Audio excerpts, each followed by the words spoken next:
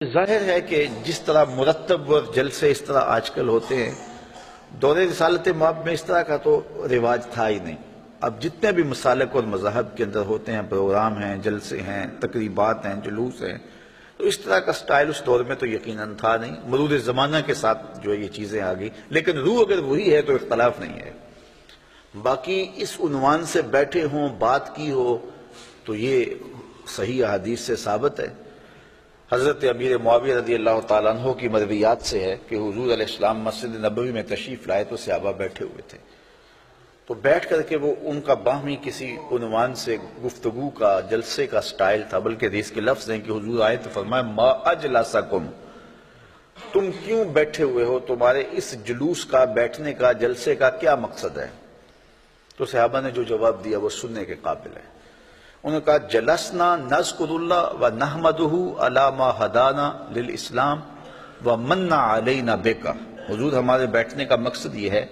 کہ ہم اللہ کی حمد بول رہے ہیں، اس کی ثنا کر رہے ہیں، اس کا شکریہ ادا کر رہے ہیں اس بات پر کہ اس نے ہمیں ہدایت اسلام دی اور آپ کی صورت میں ہمارے اوپر کرم فرمایا،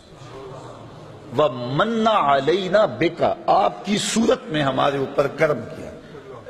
اور اگر اس کو حضرت حسان بن ثابت کے لہجے میں دیکھنا چاہو تو ان کے لفظ صریح لفظ یہ ہیں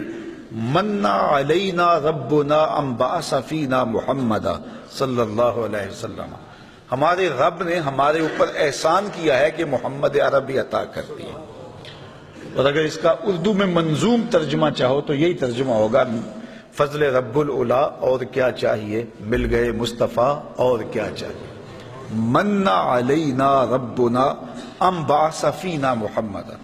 تو انہوں نے کہا کہ ہم اس پر اللہ کا شکریہ ادا کر رہے ہیں کہ اللہ نے آپ کی صورت میں ہمارے اوپر احسان کیا ہے۔ جب صحابہ نے یہ بات کہی تو حضور مسکرا کے گزر جاتے، کہتے کہ اچھا کام ہے، اور اگر اچھا نہیں تھا تو روک دیتے، لیکن حضور فرمایا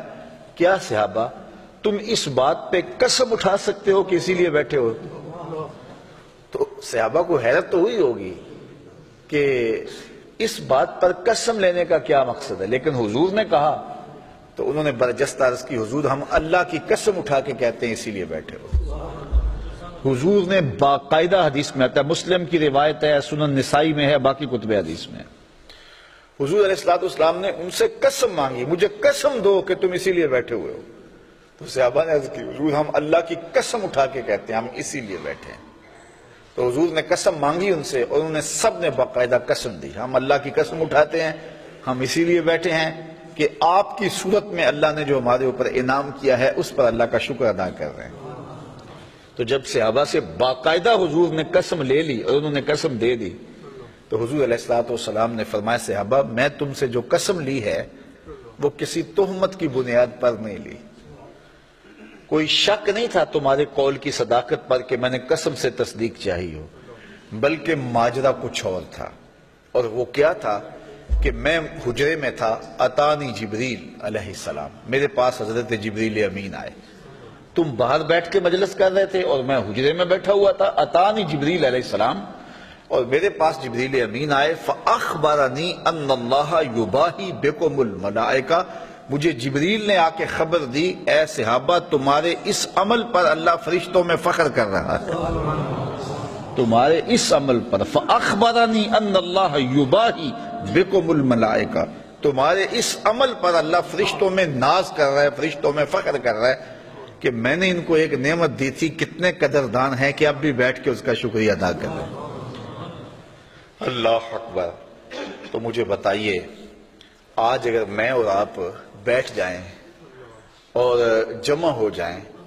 چلو بیٹھنے کی جگہ پر چراغاں بھی کر لیں،